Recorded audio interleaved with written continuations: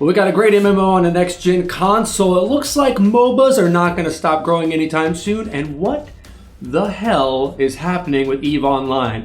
This is MMO-Play Dailies.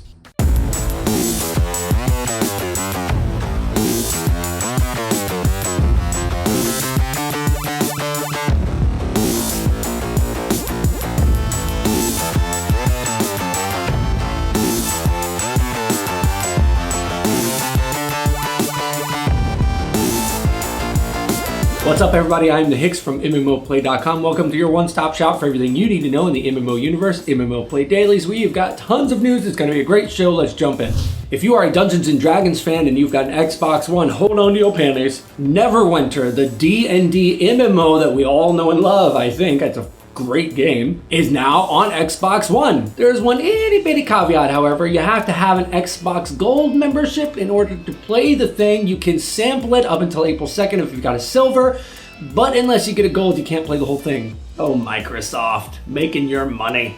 So I'm ecstatic about this. I'm curious to see how it works on the Xbox One. What do you guys think? Is this a good idea to have Neverwinter on the Xbox One? We knew it was coming, but now that it's out, are you playing it? Are you enjoying it? Let me know.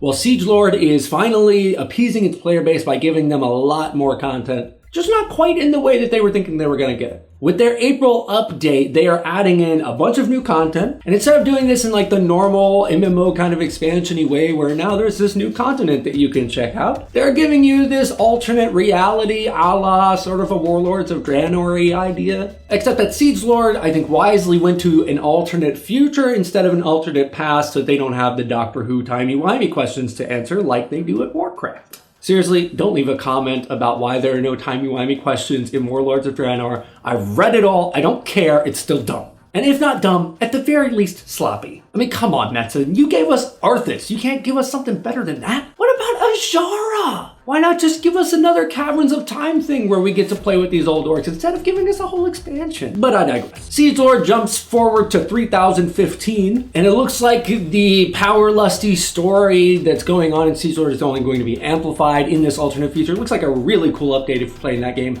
Be sure to check it out. Trove's Fish and Chips update, which features the pirate class, is officially here. As part of this update, you can do fishing now, as well as the pirate class.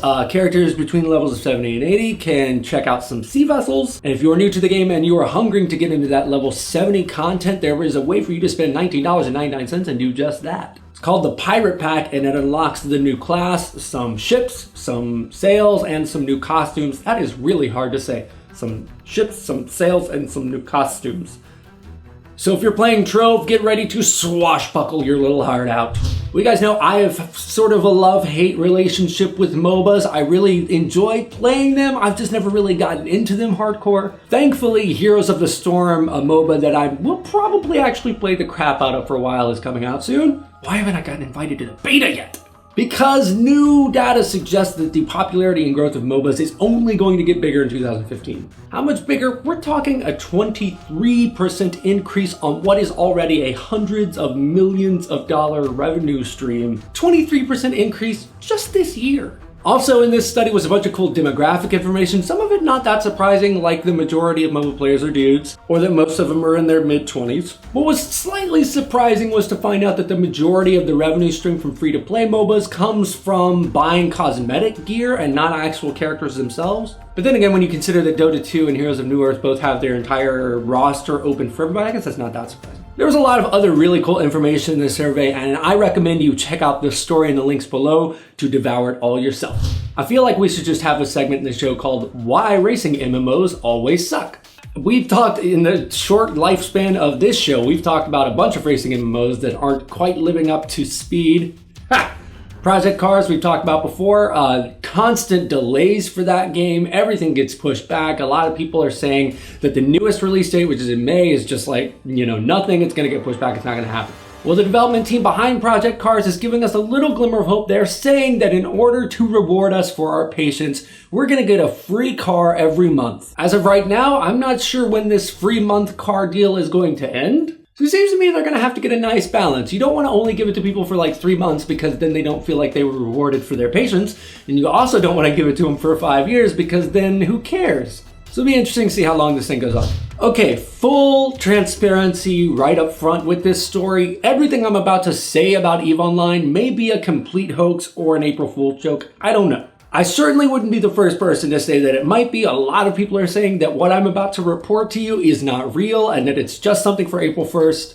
If that's the case, please ignore it. Don't freak out. If it's not the case, do freak out because this is huge. EVE Online is one of those games that has, I think, accidentally morphed into something that is very unfriendly to new players. This is because it's a sort of game that compounds over time. Power and influence compound over actual physical time, not time in game, physical time. That means that if you get really hooked on EVE Online and you just dig your heels in and you play for like 12 hours a day for 2 months, you're nowhere close to the amount of influence of someone who played it for an hour a day for 2 years. As a result of that, a lot of EVE Online players, I think rightfully so, have become very unwelcoming, unfriendly, and unsupportive of new players. So here's where the news that might be fake kicks in. It seems like, based off an image that was released, there might be a new server coming to aid new players. And this would result in an absolute wipe of everything on that server, brand new start, freshness for EVE Online. Now, from what I understand, it would not necessarily wipe the server. It would just be a new one with all new data and all the stuff you did on the other server no longer matter. I think if this is real, it is the worst idea that has happened to that game. I mean, look.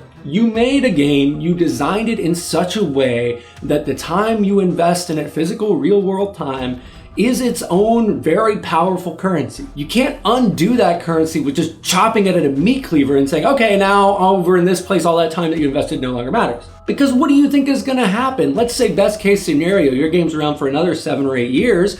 You have this new server that's up for another 7 or 8 years. What, are you gonna introduce a new server 7 or 8 years from now to deal with the problem of too much power, too much influence on the new server? It's an interesting question, one I would love to hear your thoughts about. Leave a comment below. Again, full disclosure, this may not be real. And now it's time for today's comment shout out.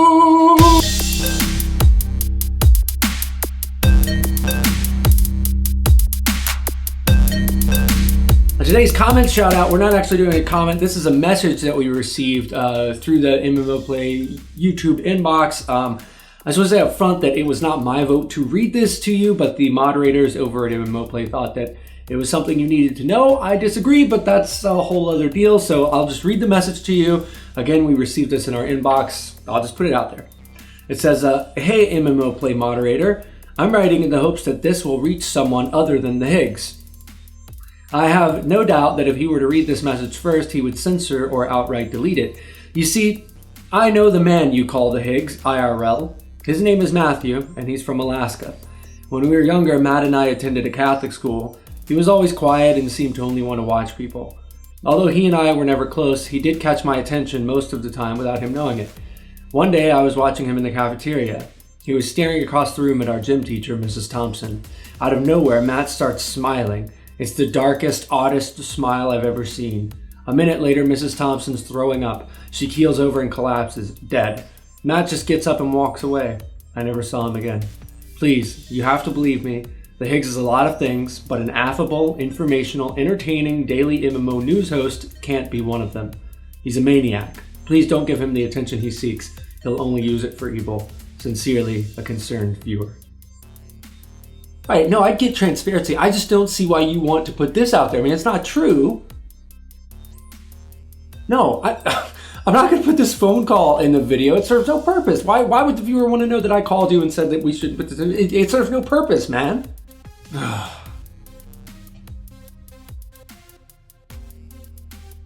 Well, it seems I've got no choice now.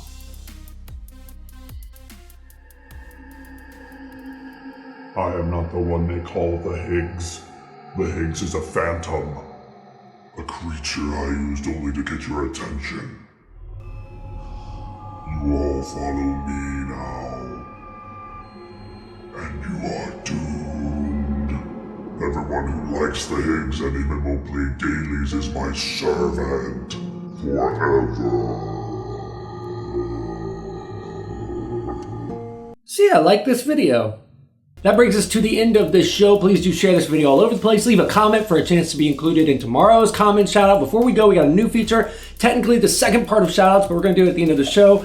from now until I decide not to anymore. This is the second part of shoutouts. This is sub shoutouts. And these fantastic people are subscribers that subscribe to MMO Play within the last 24 hours. If you want to be on this list tomorrow, subscribe to the channel overnight tonight, and when I record tomorrow, I will say your name. So here are today's fantastic people. We have Dragonudi99, Peyton Max, Preston Breckenridge, Thingai Win, sorry if I mutilated that, Louis Mbim, Christopher Rodriguez, Jehovah 036, and Mary Extraordinary. That is an extraordinary name, Mary. Thank you all for subscribing. Thank you for watching this video. I'll see you all tomorrow.